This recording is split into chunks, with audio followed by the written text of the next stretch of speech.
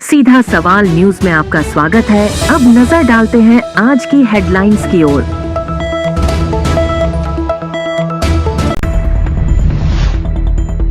चैतन्य techno school की बस अनियंत्रित होकर पलटी, आधा दर्जन से अधिक बच्चे घायल।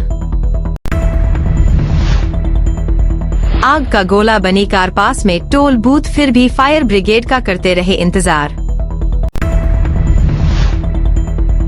लगातार बढ़ रहा मेवाड़ यूनिवर्सिटी का तनाव, विद्यार्थियों ने पुलिस अधीक्षक को सौंपा ज्ञापन। जिला कांग्रेस कमेटी ने किया धरना प्रदर्शन। अब खबर विस्तार से। चित्तौड़गढ़ शहर के सदर थाना क्षेत्र में शुक्रवार को एक बड़ा सड़क हादसा हो गया। धनेत कला पुलिया के पास निजी school Shri Chaitanya techno school की बच्चों से भरी बस अचानक अनियंत्रित होकर पलट गई। हादसे में बस में सवार 10 से अधिक बच्चे घायल हो गए, जिन्हें तुरंत उपचार के लिए जिला चिकित्सालय चित्तौड़गढ़ लाया गया।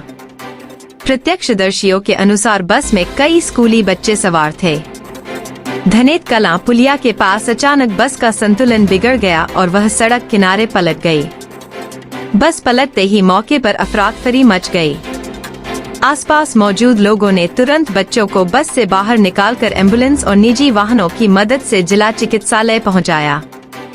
बताया जा रहा है कि हादसे के बाद बस चालक मौके से फरार हो गया, जिसकी तलाश पुलिस कर रही है।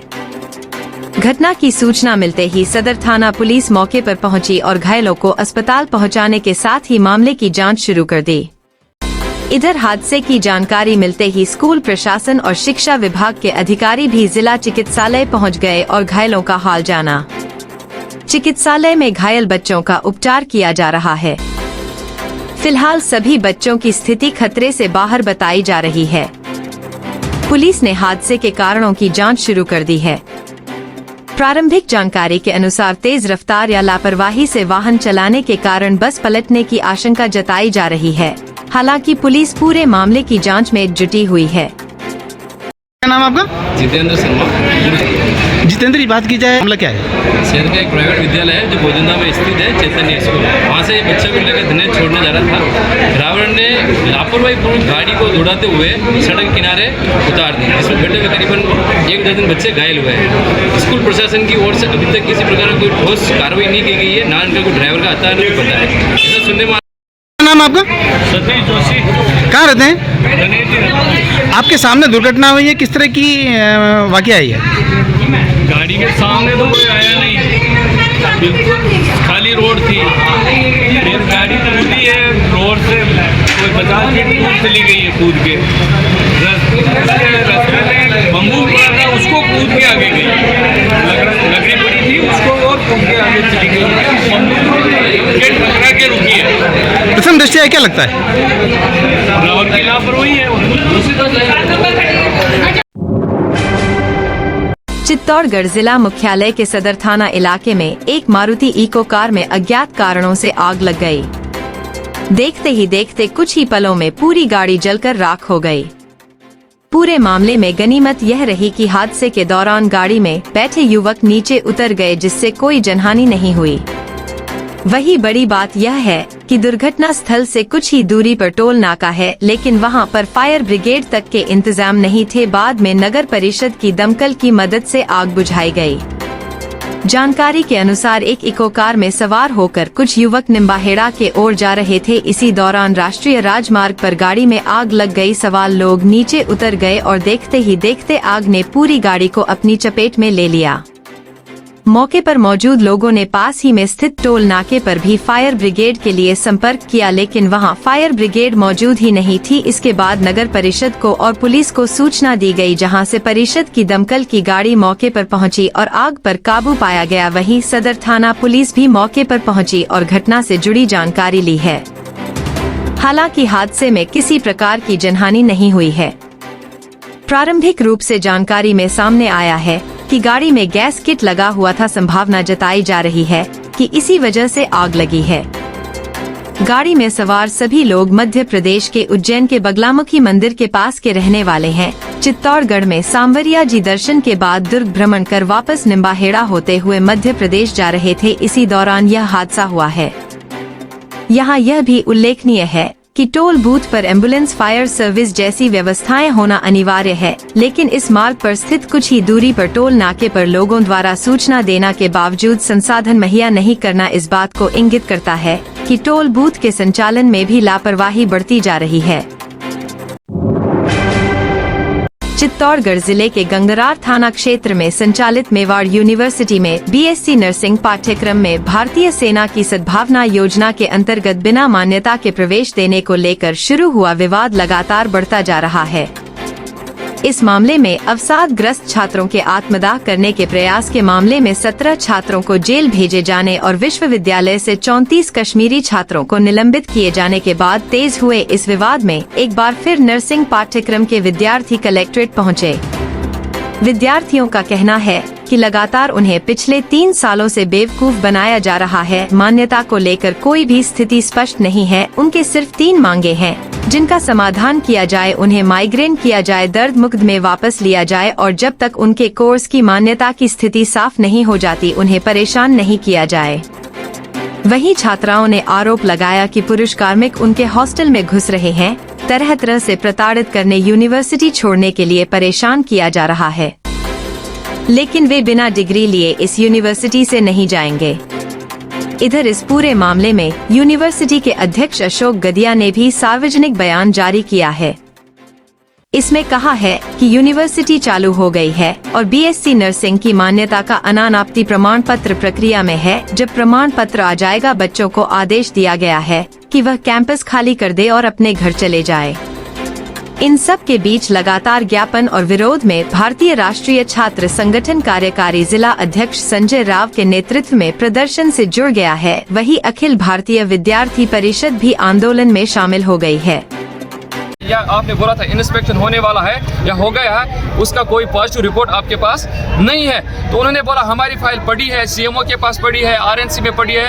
उन्होंने कोई वहाँ से फैक्चुअल जवाब नहीं दिया, जबकि हमने यहाँ से पर्सनली गए स्टूडेंट्स 5-6 बंदे, उसमें लोकल्स भी थे, राजस्थान के और कश्मीर के भी थे, और हम सीधे आरएनसी गए, सीएमओ के पास गए, डिप्टी सीएम के पास गए, हमने उनसे इंफॉर्मेशन गैदर की। उन्होंने सीधे बोला मेवाड़ की कोई फाइल यहाँ पर नहीं है। जो मेवाड़ आपको बोल रहा है वो आपके साथ सरासर झूठ बोल रहे हैं। जो अशोक कुमार गडिया आपसे जो बोल रहा है वो सरासर आपको फ्रॉड दिखा रहा है, जो आपके 4 साल से दिखा रहा है। जब तक कि आरएनसी, एनओसी, आईएनसी आज तक 4 साल तक नहीं आ जाएगी, इन जो लास्ट के आपके बचे कुछ मंथ्स है उसमें आ सकती है। ठीक है सर। उसके बाद उनका जवाब यूनिवर्सिटी एडमिनिस्ट्रेशन का यही था, आप करो जो आपको करना है। ठीक है सर। अब आता है डेट 11 फरवरी 2024।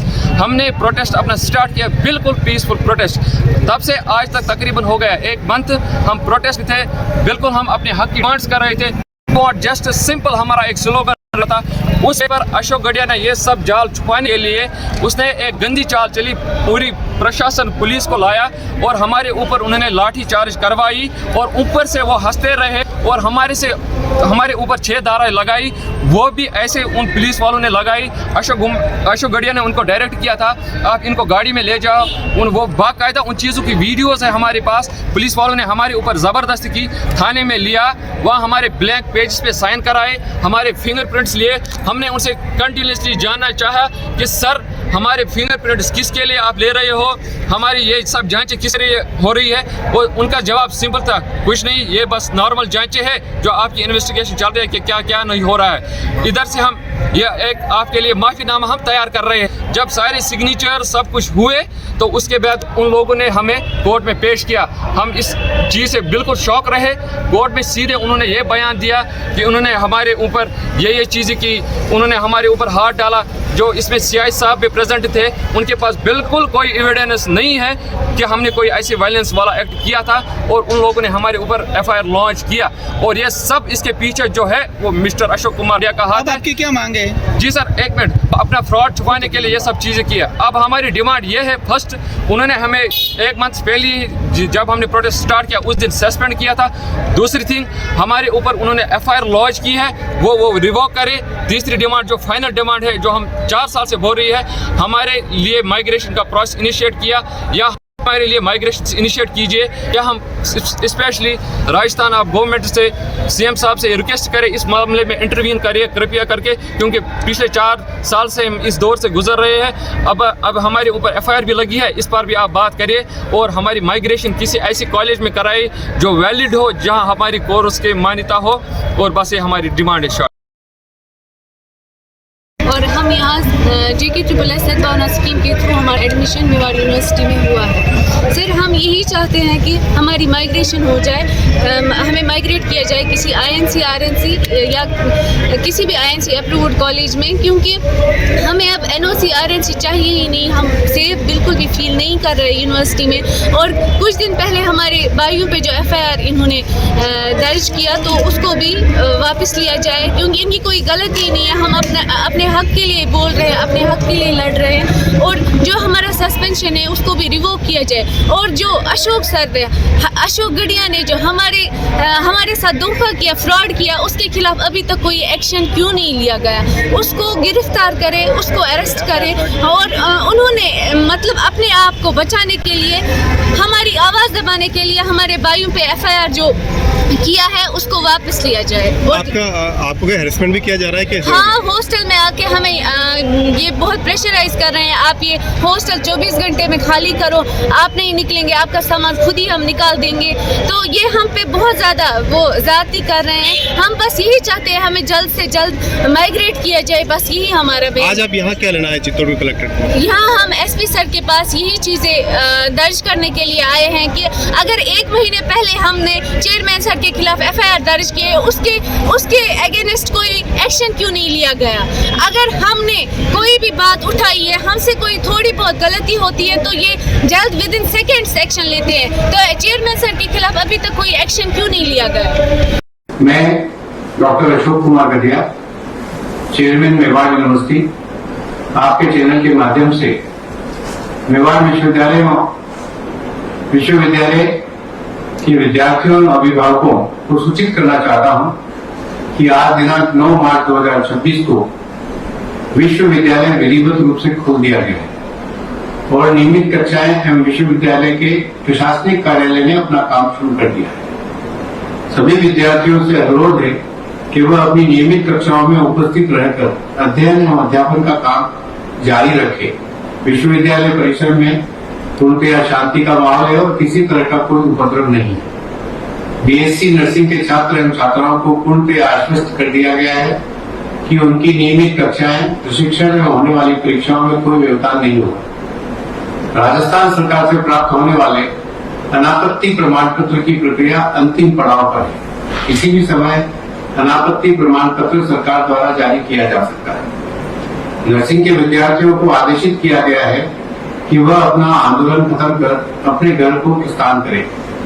जब हमारे पास अनापत्ति प्रमाण पत्र आ जाएगा तब हम उन्हें उचित सूचना देकर बुलवा लेंगे। प्रशासनिक और औपचारिकताएं पूरी करने पर उनकी नियमित कक्षाएं प्रारंभ होगी।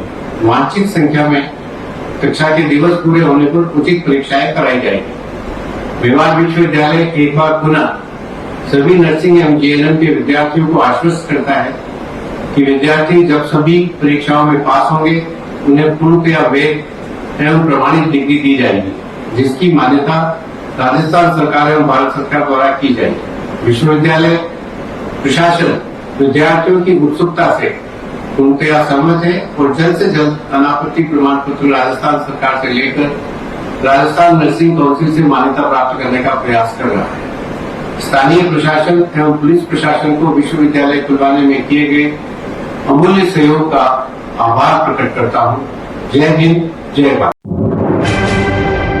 चित्तौड़गढ़ जिला मुख्यालय प्रदेश कांग्रेस कमेटी के निर्देशानुसार भाजपा की केंद्र सरकार के खिलाफ धरना प्रदर्शन किया। वह सरकार का विरोध प्रदर्शन किया गया। जिला महामंत्री एहसान पठान ने बताया कि भाजपा की केंद्र सरकार हर जगह विफल रही है। महंगाई चरम सीमा पर है। इस दौरान बढ़ते हुए गैस सिलेंडर की कीमत आम जन की महंगाई कमर तोड़ रही है। इसी संदर्भ में आज जिला कलेक्टर कार्यालय के बाहर धरना प्रदर्शन एवं देश के प्रधानमंत्री नरेंद्र मोदी का पुतला दहन कर विरोध प्रदर्शन किया गया। इस दौरान वक्ताओं ने कहा कि इजरायल, अमेरिका और ईरान के मध्य हो रहे युद्ध के समय देश के हितों को संरक्षित करने में भाजपा की केंद्र सरकार गलत विदेश नीति के कारण विफल रही है, जिस कारण देश में ईंधन का संकट व्याप्त हो गया है। केंद्र सरकार द्वारा आमजन पर महंगाई का बोझ डालते हुए घरेलू रसोई गैस के दाम बढ़ाकर गैस सिलेंडर की कीमतों में 60 रुपए प्रति सिलेंडर की बढ़ोतरी की गई है। लगातार शादी विवाह एवं समारोह आयोजित हो रहे हैं, किंतु ऐसे समय में केंद्र सरकार द्वारा इन समारोह के आयोजन हेतु आवश्यक कमर्शियल गैस सिलेंडर की आपूर्ति को भी बाधित कर दिया गया है, जिससे आमजन को अत्यधिक कठिनाई का सामना करना पड़ रहा है और सामाजिक कार्य संपन्न करने में केंद्र सरकार का यह निर्णय घातक है। इसके अतिरिक्त खाड़ी देशों में असंख्य भारतीय नागरिक फंसे हुए हैं, जिनकी वापसी के लिए भी कोई ठोस प्रयास केंद्र सरकार द्वारा नहीं किए जा रहे हैं।